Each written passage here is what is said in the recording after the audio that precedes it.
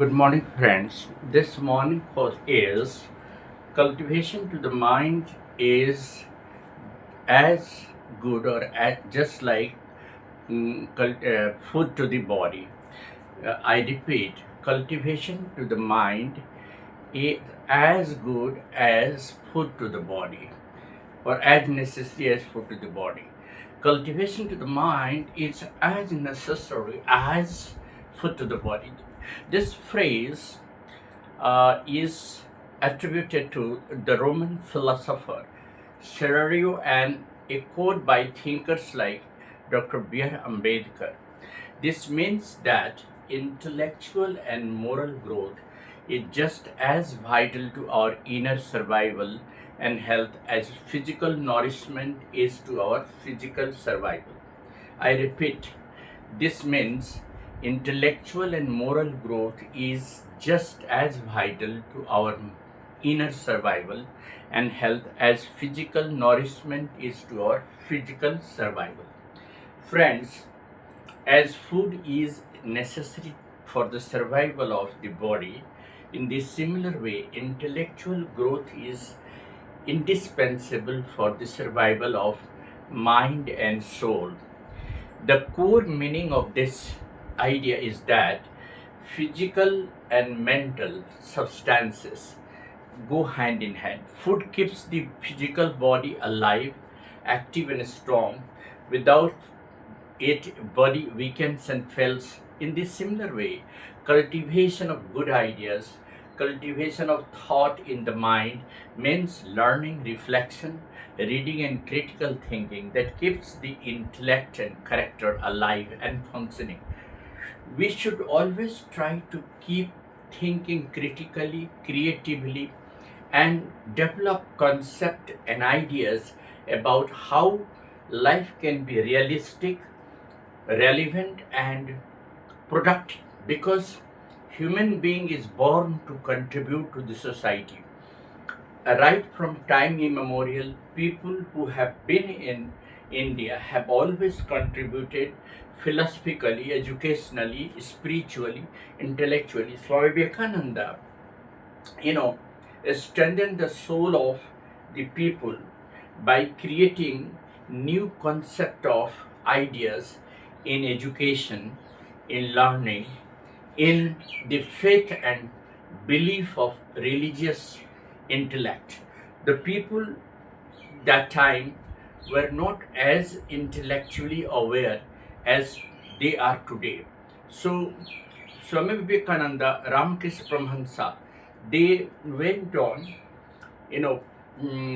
preaching the philosophical idea of different religious faith, particularly the Hindu religion and its philosophy was explored by Swami Vivekananda.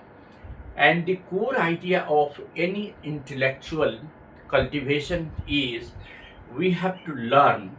We have to learn the ideas, reflect it, and we have to keep on thinking critically and creatively so that the mind keeps on functioning in a right direction. A stagnation without input. If you're not giving food to the body becomes fatigued. In the similar manner, it cannot survive. The mind, deprived of new ideas, truth, and wisdom, becomes narrow, dull, and easily manipulated. Those people who are not having deep knowledge about anything are often misguided or misled by the greedy and selfish people. So, a stagnation of mind is also dangerous for the nation. Why cultivation matters? Personal growth, it is very important. Time and again I have been explaining the same thing, that personal growth is very essential in our life. And personal growth means not only cognitive growth, spiritual growth, emotional growth, all are essential. Learning helps you to understand the world and yourself. If you do not learn about the concept of this whole universe, how this mind functions, how the ideas, foster in our mind and it gets spread to others, then you will not be able to help the world, and you will not be able to utilize your talent. So cultivating mind means bringing in mind all good thoughts, all good ideas, which not only serves as a guideline to you, it will also serve as a guideline to the society, to the nation. Personal growth depends totally on learning, because as much as you are learned, as much as you are exposed to the different dimension of cognitive, psychomotive, aesthetic, all the dimensions of learning help you spread up your knowledge and understand the world better. Moral clarity: a cultivated mind can tell right from wrong to right from wrong to resist and ignore the prejudices. Inner peace comes only when you are totally knowledgeable. Just like a healthy food prevents physical disease, feeding the mind good thoughts prevents mental chaos and despair.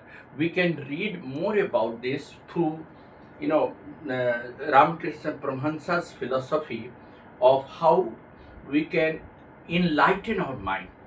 When you read about Ramakrishna Paramahansa's, spiritual thoughts and ideas, you'll realize how we can cultivate good thoughts and how we can enlighten our mind.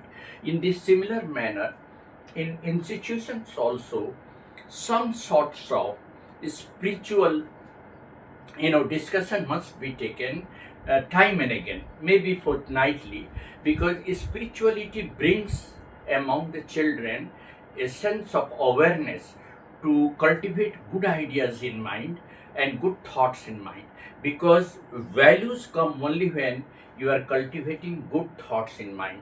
Nowadays, the declining values in the society has attributed to many serious problems. There is a lack of national integrity. There is a lack of nationalism among the youth. They think that only job is the most important thing. Well, job is there. And how has corruption cropped up? Corruption have cropped up because of declining values among the people. The executive, the officers, the authorities are now corrupt. They are not doing fairness with the people. They are not dealing in fairness, because they have lost the values, the ethical sense, the professional sense. And for that, cultivating good thoughts in mind is very essential. Otherwise, as he is rightly said, that fast food or junk food allows the mind, allows the body to get fatigued. In the similar manner, bad ideas and negative thoughts cripples your mind. Therefore, friends, it is important to cultivate good thoughts in mind, and to keep the mind and soul healthy, you have to feed the mind with good thoughts, and so as to prevent mental chaos and despair, because life has lot of despair and despondence. Every moment we are getting transitional change in our society, and it is very natural that we get depressed, and we get depth in the depth of despair, hopelessness. So in order to prevent this, despair and disappointment and despondence in life, we have to have good thoughts. We have to feed our mind, cultivate our mind with good ideas, thoughts, and spiritual input, so that our mind should remain healthy, and we should always go in a right direction. And that is what I believe. Thank you. This is Eddie Singh on the channel Easy English by Eddie Singh, your own channel. Thank you. Like and subscribe. Thanks a lot.